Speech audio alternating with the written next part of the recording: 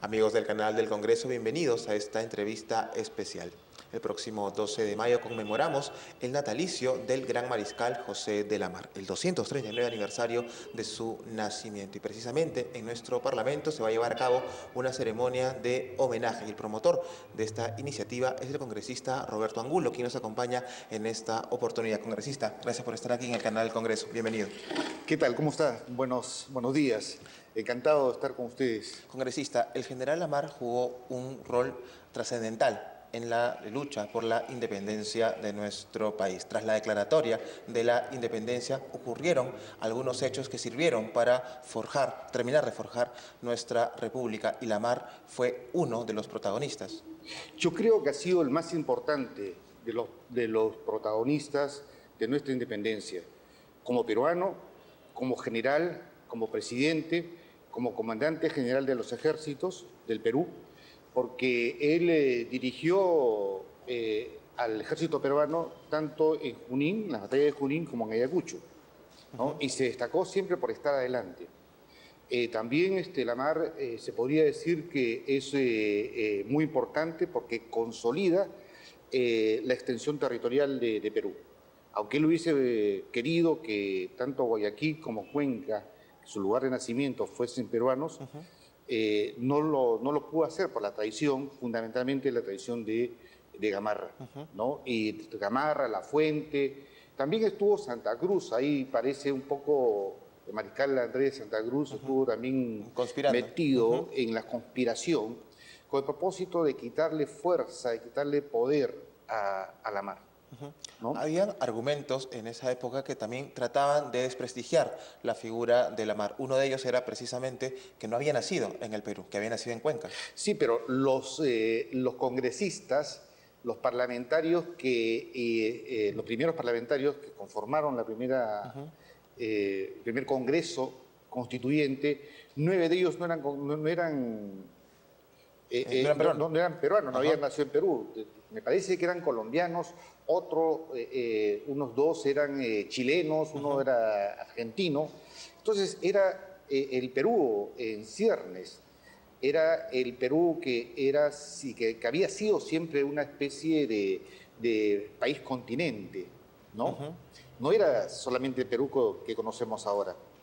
Y el prestigio de nuestro país era inmenso, tanto por el prestigio prehispánico, ¿no? Por el Tahuantinsuyo, como también por la colonia. Entonces, mal hacían los que...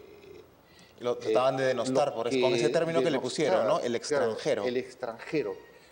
Santa Cruz era extranjero, aunque Santa Cruz era peruano, porque era de La Paz, había nacido en La Paz. Aunque Castilla había nacido en Tarapacá, ¿no? Ahora se diría que Castilla entonces era chileno. O sea, no es eso. Perú era todo el continente. Exacto. ¿No? Y como precisamente era una época un poco convulsa, luego de la declaratoria de la independencia, se necesitaba de hombres extraordinarios que tuvieran cualidades superiores para empezar a construir un nuevo país. Y Lamar era precisamente uno de ellos, al punto que tanto Bolívar como San Martín requirieron de sus servicios en algún momento. Claro, claro. Y lo llamaron, el Congreso lo llamó también en la segunda oportunidad para que sea presidente constituyente. Y bueno, siempre se destacó, ¿no? A veces también se habla que tenía un carácter algo débil, y eso es falso. Lamar ha sido héroe tanto en las guerras contra Francia, ¿no? Que casi fue muerto, fue malamente herido, y en la segunda oportunidad que fue herido, pero no tanto, y fue tomado prisionero. Entonces, Lamar siempre estuvo al frente de los ejércitos, siempre estuvo al frente de su batallón. Era un hombre extraordinario, de una cultura muy vasta. Cuando fue prisionero en Viena por los franceses, ¿no? Él toma contacto con la cultura clásica alemana y con la cultura también clásica griega, y por supuesto también con los franceses, ¿no? Entonces tenía una vasta cultura. Estaba prisionero en un castillo, ¿no? Tenía una relación muy cercana con uno de los, digamos, carceleros, ¿no? Porque no era una cárcel precisamente. Y entonces tuvo contacto con la biblioteca del Claro. Castillo, y fue una cosa fabulosa para él, ¿no? ¿Cree que esa formación cultural, ese deseo que tenía Lamarck de seguir instruyéndose, influyó en este amor que empezó a nacer en él por la independencia del Perú? Sí, tomó contacto con el liberalismo, con el liberalismo francés, con Robespierre, ¿no? Y algo que es importante, que él ya cuando va a ser destinado a Perú, porque la corona española lo destina a Perú, él ya venía con los pensamientos, con los ideales de libertarios, ¿no? De libertad, Claro. igualdad y fraternidad, los ideales de la Revolución Francesa.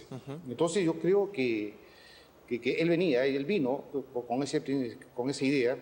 Él había jurado lealtad a la corona, pero después él considera que ya no, que la corona también había traicionado en cierta forma los ideales de las Cortes de Cádiz. Y entonces pienso que él dijo, en este momento Hasta mi aquí nomás. lealtad a la corona termina, y cuando sabe que San Martín está desembarcando, entonces le entrega el Real Felipe a San Martín. Y dice, a partir de aquí mi lealtad va a ser con la República del Perú. Y cumple con eso, cumple hasta su muerte. Hasta su muerte él fue peruano. Incluso después de su muerte, ya que él solicitó que sus restos Que sean traídos al país, sean ¿no? traídos al país, claro. Fue a Costa Rica. Yo creo que Gamarra jugó un papel muy malo en las guerras de la independencia, ¿no?